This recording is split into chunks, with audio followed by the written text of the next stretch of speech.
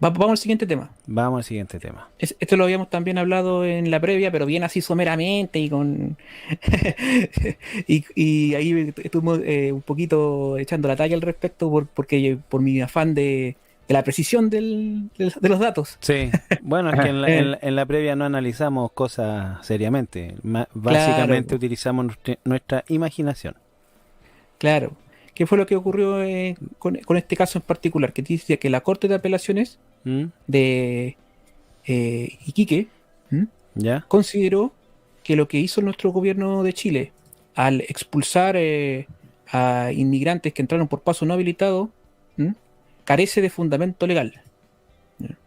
Entonces, Mm, aquí lo que pasó fue que la Corte de Apelaciones de Iquique acogió 5 recursos de amparo presentados por el Instituto de Derechos Humanos, la Clínica Jurídica de Atención a Migrantes de la Universidad Alberto Hurtado y abogados particulares en representación de ciudadanos venezolanos que ingresaron al país por pasos no habilitados y ordenó dejar sin efecto las órdenes de expulsión del territorio nacional decretadas por el gobierno.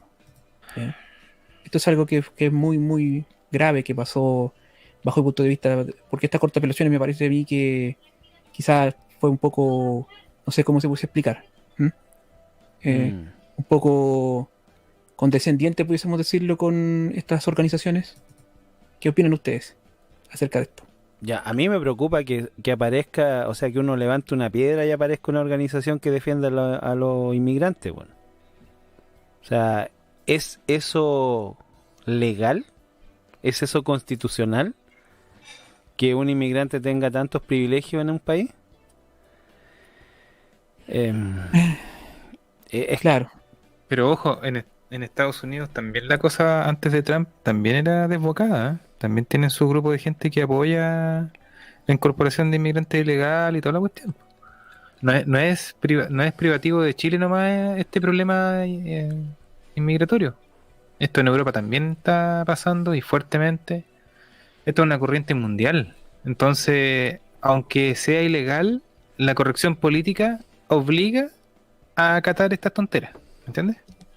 No, sí, no, no, no interesa las leyes que nosotros tengamos, da lo mismo, porque estos supergobiernos, como la ONU, determinan que no, tienen que dejarlo entrar y si no, mira, te puede ir mal, se te pueden envenenar una agüita, qué sé yo.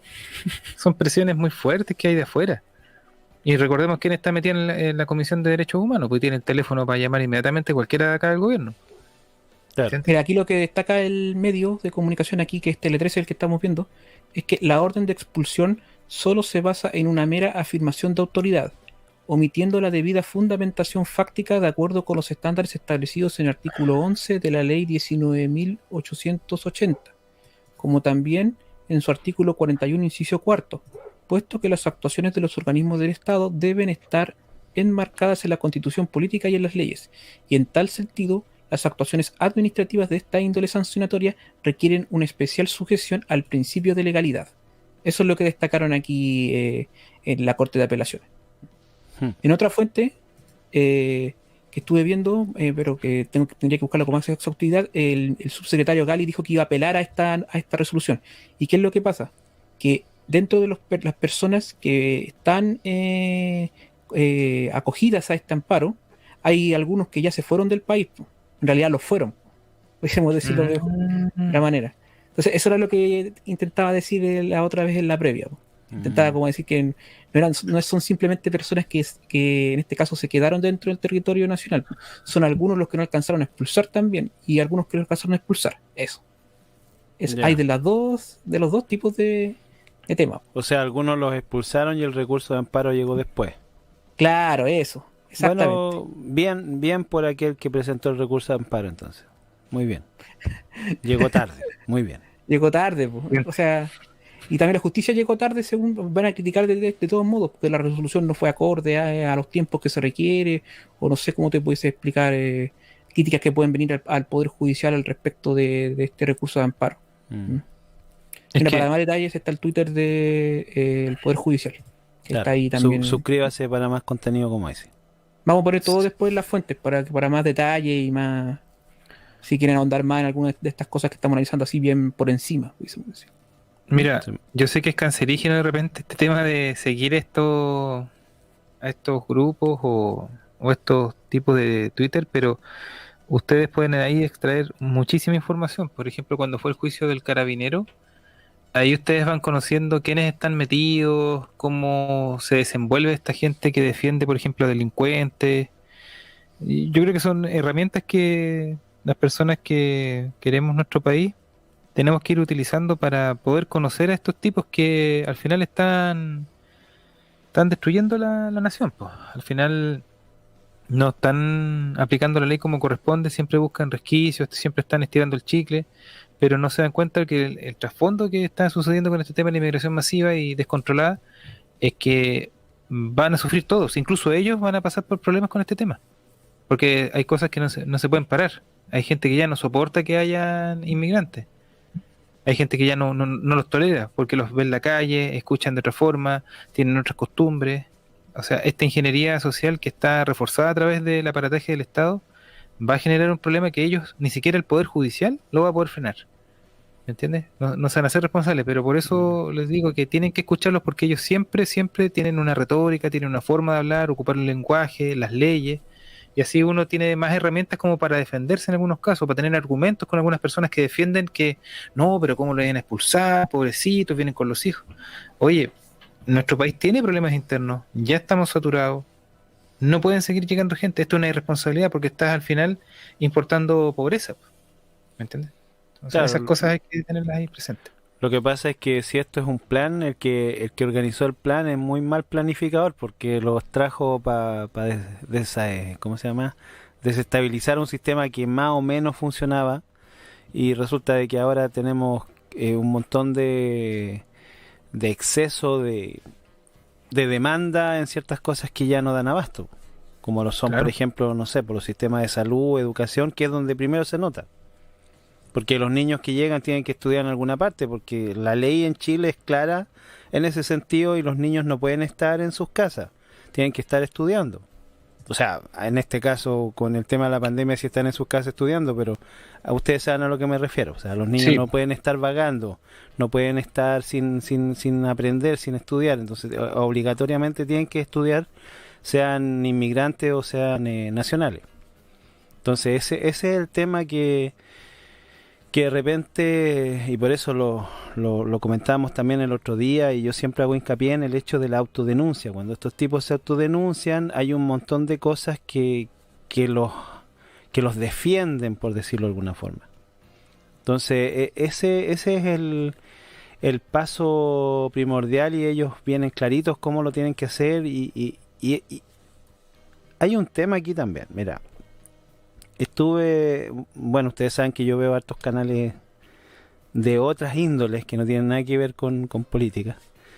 Pero Claro, resulta de que siempre dentro de estas cosas, cuando uno escucha hablar de pronto a los empresarios en sus presentaciones y cosas así, siempre hablan del tema de la frontera y que la migración, como lo plantean ellos, tiene que ser un tema ya que sobrepase los derechos y que sea algo como natural, normal.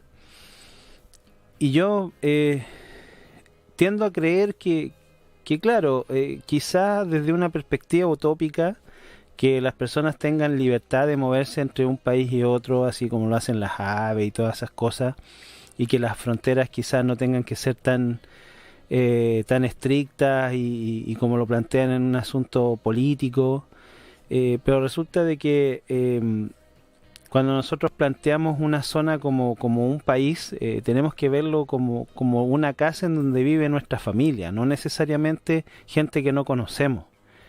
Porque la gente que muchas veces plantea estas cosas no tiene y no vive la situación que se vive a nivel de calle, como me gusta decir a mí siempre, que es eso de que tú al final de cuentas donde vas a comprar o donde vas a buscar algún servicio, siempre vas a encontrar un extranjero trabajando ahí y para mí significa que ese extranjero le está quitando un puesto laboral a un familiar mío, básicamente.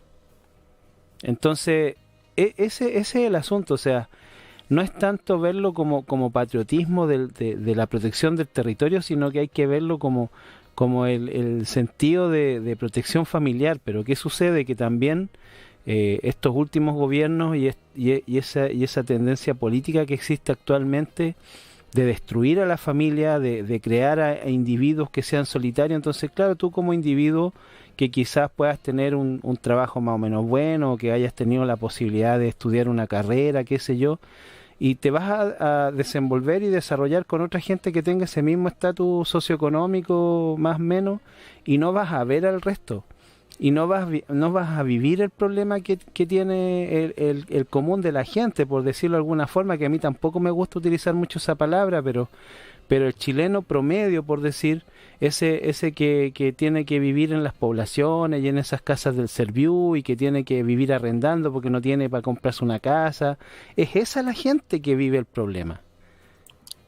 ¿Me entiendes? Exacto. No Sí. no es la gente que está acomodada, esa gente acomodada que se va a comprar un café al Starbucks, qué sé yo, y que no sé, pues vive comprando en el Costanera Center, o que vive viajando a Argentina y yéndose por otro lado. Bueno, ahora no se puede, pero cuando se podía, lo hacían. Entonces esa gente no vive del problema de la inmigración, y ellos cruzan frontera, porque a los otros países les conviene que la gente vaya a gastar. Pero es que esta gente no viene a gastar, pues viene a consumir. Y hay una cosa que tienen que meterse en la cabeza: Chile no es un país rico. Exacto. Lo que ha hecho a Chile un país que se ha logrado sostener en el tiempo es el modelo económico que se implantó. Si no tuviéramos ese modelo económico, si no tuviéramos de soporte, de columna vertebral, perdón, las AFP, estaríamos muertos. Y estos tipos, el día que eliminen las AFP y que maten el sistema y el modelo económico, vamos a estar muertos. Así de simple.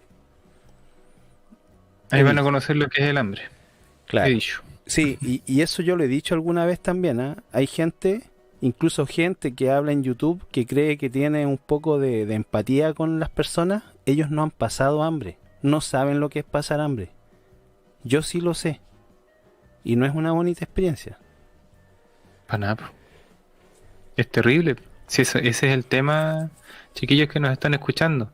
Hay cosas que nosotros las damos por hechas en nuestro país y hay todo unos esfuerzos de años de muchísima gente que ha trabajado para sacar este país adelante a través del ahorro, la inversión, austeridad.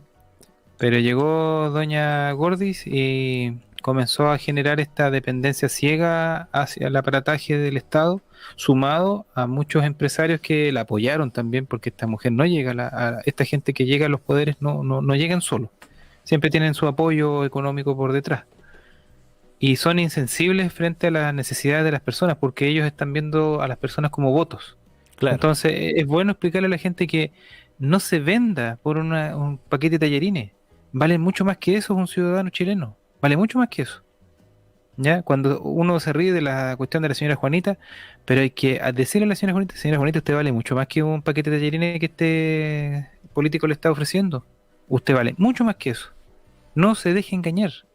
Porque mientras más cosas le quiere ofrecer el Estado a través de estos políticos, lo único que van a hacer es que usted le esclavicen y le suban los impuestos a la larga, y usted pague más y su platita valga menos. ¿Me entiendes? Porque en Chile nosotros no conocemos la hiperinflación que conocen los argentinos. Nosotros no hemos vivido esa estupidez.